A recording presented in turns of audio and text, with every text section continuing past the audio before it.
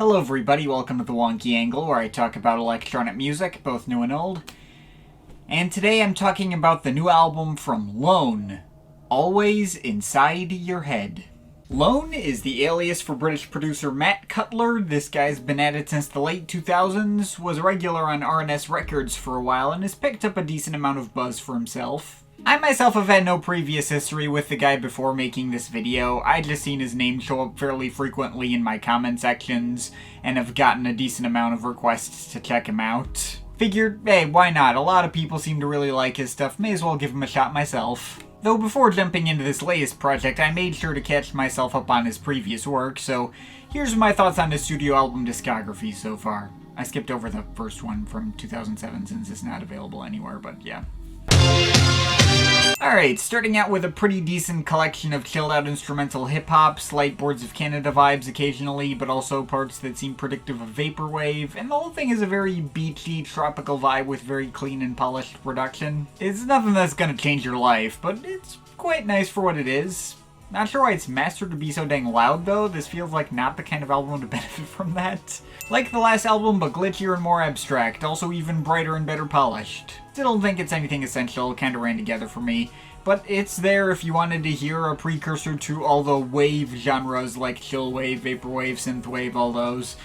Really immersing itself in those 80s new age aesthetics in the same way all those genres do, but before they'd really become widespread.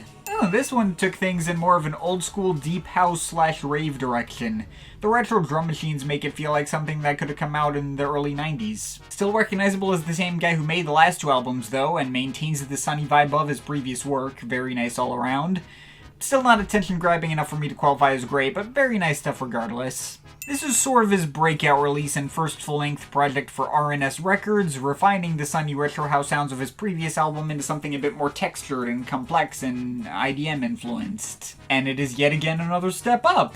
The first half of the album was markedly stronger than the second half, which did kind of run together and lose steam for me, only saved by the tracks with Machine Drum and Aneka, but it wasn't so pronounced a drop off in quality where you couldn't still get into it. But this project has to be my favorite from him overall. While the production is a step down from Galaxy Garden, and there's a lot of focus on these flatter synth tones that aren't quite as satisfying as seen on tracks like Meek or Warm Energy, the songcraft and pacing is better here than any of his other projects. It's the only project I've run into from him so far that doesn't have any cuts that feel redundant or like filler. And there are several individual moments all over this thing that were legit great. Airglow Fires has to be the single best track I've ever heard from him. I wouldn't exactly call it the definitive Lone experience, but it was the most fun I had with any of these albums, and the only one that solidly lands in 8 out of 10 territory for me. And now we got a random ambient breakbeat jungle project. Hits noticeably harder than pretty much any of his previous projects, and it's much tighter as well, with only 9 tracks adding up to only about half an hour. The latter aspect does also lead to this project feeling much less substantial in offering and more like a one-off novelty in his catalog than something he put his all into, but he did pull this style off quite well all the same. Which brings us to here, and yeah, all those albums were pretty solid. I don't think Lone is quite as original or cutting-edge a producer as some people have made him out to be. Most of his stuff will fall pretty snugly into typical genre formulas, and he seems to be like the kind of artist that maybe appeals to the music writer crowd who isn't as well versed in electronic music like Nicholas Jarre and Andy Stott and all those. But lack of innovation certainly does not mean lack of talent. I enjoyed everything I heard from him. All his projects do have a certain uplifting feel to them that ties them all together, and they're all very different from each other as well. He's clearly proven himself to be very versatile and capable of pulling off a lot of different sounds and styles really well, not unlike his collaborator Machine Drum. Now as for this latest album, I didn't really know what to expect. Had a good idea on what the general vibe would be like, though which kind of style he might be focusing on this time was anyone's guess. I didn't hear any of the pre-album singles. There was a pretty decent handful of those, but I mostly stayed away from them to avoid spoilers. But now that the album's here, what did we get with Always Inside Your Head? It's basically a mix of Galaxy Garden and Levitate, and I think it might be better than both. In a lot of ways, Always Inside Your Head strikes me as that definitive Lone experience that I'd been looking for throughout my marathon of all his projects, in that it combines so many of his greatest strengths and really displays his versatility. It never feels like it's losing steam like Galaxy Garden kinda did. And it's great from a variety standpoint as well, as it touches into lots of different styles, from ambient to techno to breakbeat to downtempo to house to trip hop to whatever else. There's a little of everything that he's explored over the past decade or so.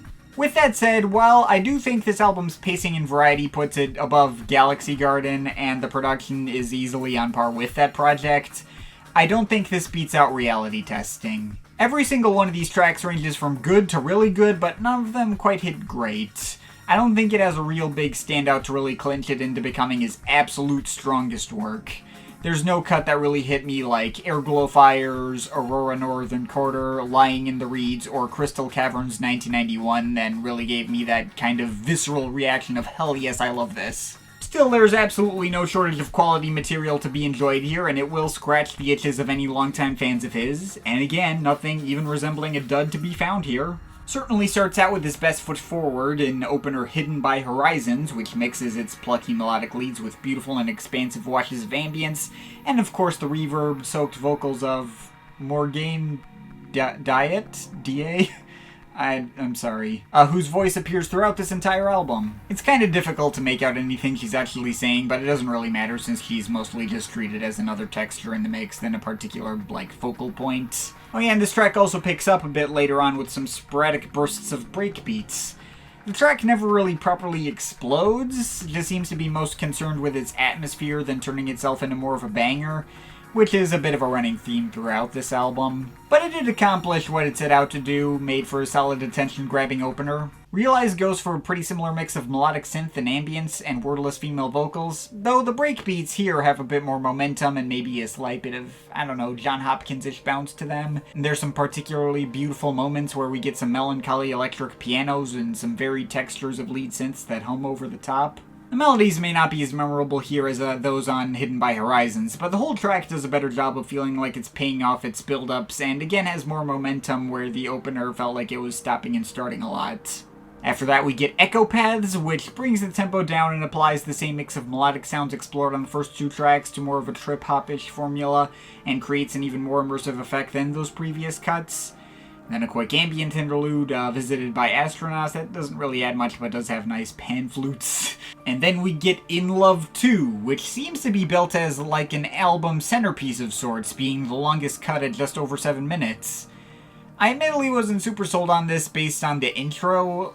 The repetitive female vocal harmonies were nice, but nothing that would have stuck out to me as anything special. But a minute and a half in, the track pays off gloriously in this much lusher sounding rave track with a much stronger groove and bass line and all these fluttery synth organs and flutes, and it sounds incredible. Kind of oddly reminding me of, the title screen music to Frogger on PS1 and hitting some old childhood nostalgia buttons in that way. There is also a kind of pointless minute-long ambient outro tacked on at the end that's totally disconnected from the rest of the track. But if not for that and the somewhat lackluster start to the track, this would have been the album's biggest highlight, and it still might be. But that honor might also go towards the following track, Mouth of God, which is the album's one true bona fide banger. Loads of fast-paced skittering breakbeats, deep bass pads and flute riffs, even a full-on TB303 acid breakdown for good measure. It doesn't feel like the album is centered around it or building up to it like for In Love 2, but it does happen to go harder than anything else on here, so it gets all the points for that. Akoya is the second track to directly credit Morgane Diet as a featured guest. Even if her vocals are on almost every track, this and the opener are the two cuts where her voice is the most upfront in the mix, and this one she's even more of her presence and carries even more of the lead melody on her own. This one is slower and heavier than the opener, got a much thicker bass line too. Very nice. Tree for Tree didn't really stick out to me on most listens, but it is another one of the album's biggest bangers. Has more of a thumping techno beat going underneath it, got another TB303 breakdown in the second half too. Whenever I sit up and pay attention to this album, it does become one of the better moments, but I suppose the omnipresent bed of warm ambient pads it's built on top of kind of made it blend in with the rest of the project. Undaunted, meanwhile, feels like it's built to be the album's climactic closer. The mix of ambience and vocals gets thicker and more dramatic sounding than most of the previous stuff. And about halfway through, a jazzy drum break gets introduced as well, not unlike the one that showed up on Echo Paths. Absolutely would have been a serviceable finish and made perfect sense as one, but instead we finish with Coming Into Being and Passing Away, One final straight ambient cut with nothing but dramatic synth pads that ebb and flow, and oddly remind me of something that might have shown up on Orbital's Blue album? I think that's just because the chord progression is kind of similar to that on the end of their track Transient, though that is not a complaint. There's not much to this track, and it does still kind of feel odd pacing-wise for the album to feel like it has two closing tracks, but it still definitely does its job. But yeah, that's everything on Always Inside Your Head.